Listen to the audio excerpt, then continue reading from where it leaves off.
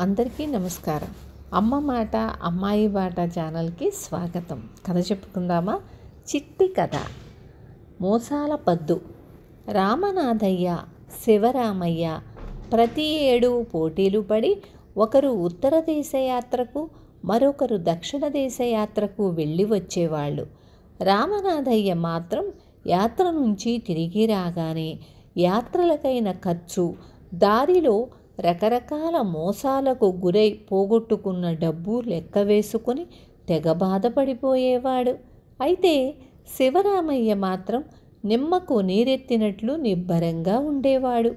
ఒకరోజు రామనాథయ్య ఉండబట్టలేక, శివరామయ్య, ప్రతి ఏడు దేశ యాత్రల్లో రకరకాల మోసాలకు గురై బోలెడు నష్టపోతూ బాధపడుతున్నాను. నీకిలాంటి ఇబ్బంది కలగకుండా ఉండేందుకు ఏం చేస్తుంటావు అని అడిగాడు. శివరామయ్య చిన్నగా నవ్వి, యాత్రా ప్రదేశాల్లో కొత్త వాళ్ళమైన మనను స్థానికంగా ఉండేవాళ్ళు ఏదో రకంగా మోసపుచ్చుతూనే ఉంటారు.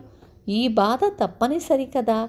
అందుకే ప్రయాణంలో భోజనాల ఖర్చు పద్దు, బళ్ళకి రాయి పద్దు, గుళ్ళల్లో పూజ పద్దు లాగే మోసాలకు గురయ్యే ఖర్చు పద్దు అంటూ ముందే అనుకొని బయలుదేరుతాను. ఆ కారణంగా తరువాత బాధపడే అవసరము నాకు కలగదు అన్నాడు.